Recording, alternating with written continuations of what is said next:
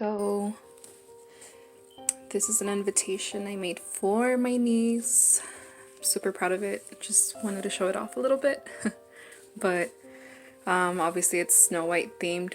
So we decided to add a little frame, which I had bought a die cut from Hobby Lobby, and originally I was gonna make all of this with paper, like gold paper, but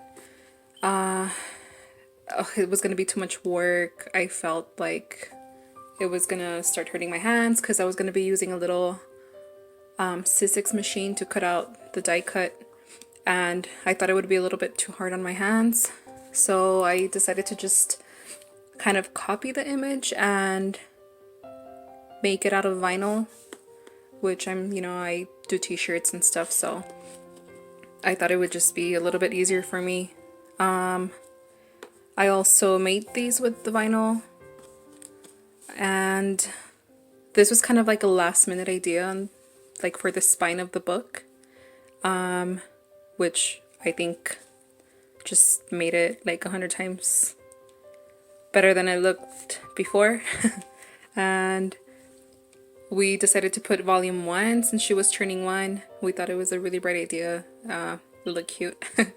And we added her name on the side and a little apple, and then these little decorative things right here. And then, oh god, it was a lot of work, but it was so worth it. The inside of the invitation, ta-da! So everything was handmade, and we used paper for this right here. I don't know what that's called. I know I took a bookmaking class or whatever, bookbinding, and I forgot.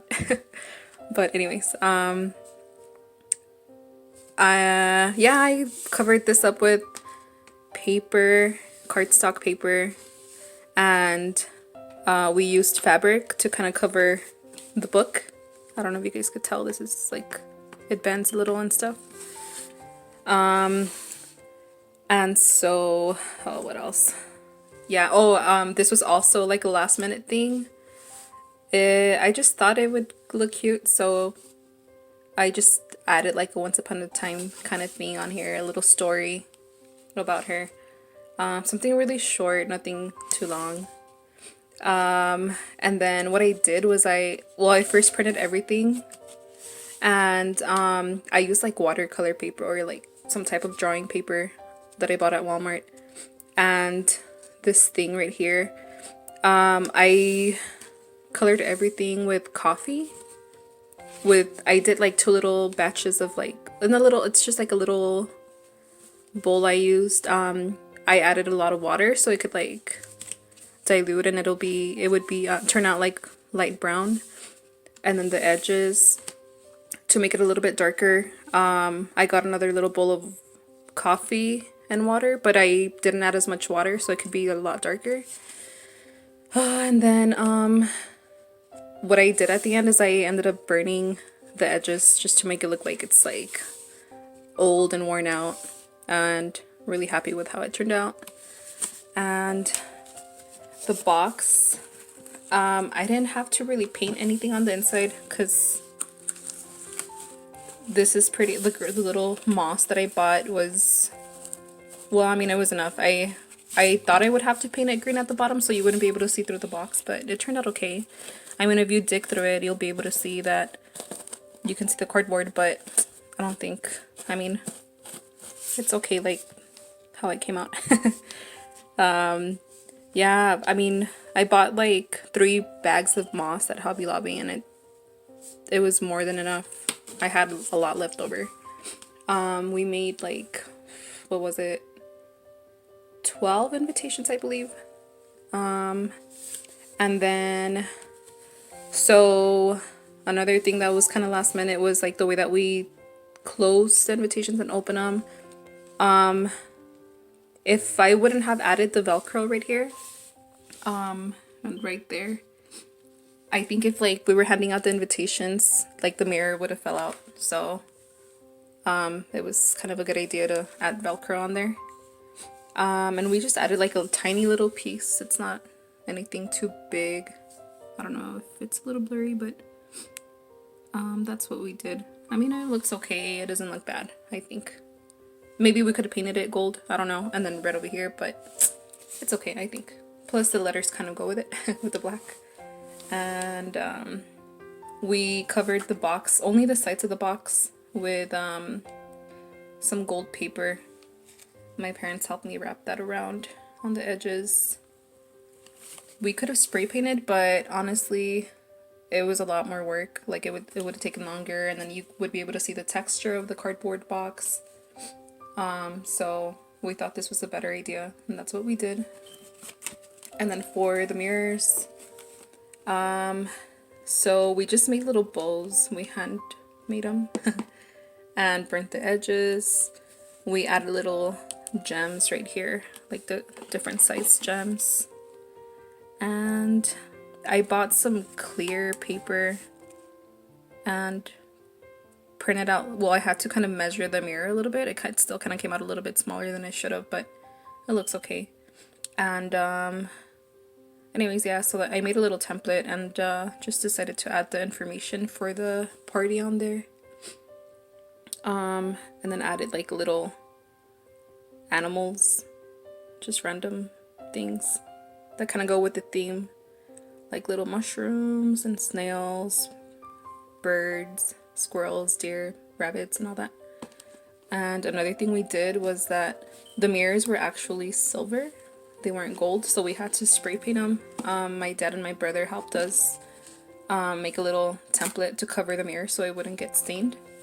And they spray painted that. But I mean, we only did that because the theme colors were going to be like red, gold, yellow, blue, not silver, so we just kind of wanted to make it all look uniform, I guess. But I'm really happy with how it turned out. It was really, I don't know, well, I think it looks really nice. I think. It took a long time, but it was worth it. I mean, it was fun. A lot of work, but it was fun. No complaints here. And yeah, I'm kind of glad I did vinyl instead of paper. And I didn't know if the vinyl was going to be able to stick onto this kind of fabric. We really wanted to do, what is that? I don't know what that fuzzy kind of material is called. I don't know. I forget the name. But, velvet, I guess. I think it's called velvet. But yeah, it was gonna look like a mess if we would have like glued stuff on, or I don't think the vinyl would have been able to adhere to that. So I just picked this fabric up. It's like, it's not satin, I don't know how to explain it. It's like, it's actually a little bit stretchy, but it looks like satin. It looks nice. It worked out perfect. And I kind of wanted it to be a little bit stretchy just so like it could be really tight around the cardboard that I added on here on the edges. So this is okay, so this is like originally the box. I don't know how to explain it. I don't know if you guys understand, but that's the box. The gold part, it's the box. This is like the top of the box. So it's supposed to have like a little flap here and then on the sides so you can close the box, but then I took all of that off. I cut it off. I cut this off, I cut this off, and then that's when I added the blue paper. And so then what else? Oh, and then we did the gold. And then like this piece right here is just like cardstock, like a really thick cardstock. This too, the back too. That's why it's, I mean, that's why it looks like a book, because it's a little bit bigger, right? And then we glued the top first. I don't know, I did different ones, so like some of them I put glue right here, but it's better if you don't. That way, like this could open up, like the cover could open up and it won't like pull on the spine from the box. It just kind of gives it a little bit more of like wiggle room, I guess. And yeah, so I only glued, well, I mean, that's what I advise you guys to do if you guys are planning on doing invitations like that. Just put glue on the very top. That's what I glued first. And then put the glue in between these two papers, or the box and the cardstock. And yeah, I mean, it's pretty cute, I think. Yeah, it looks super cute. And of course, I'm gonna keep this one for memory.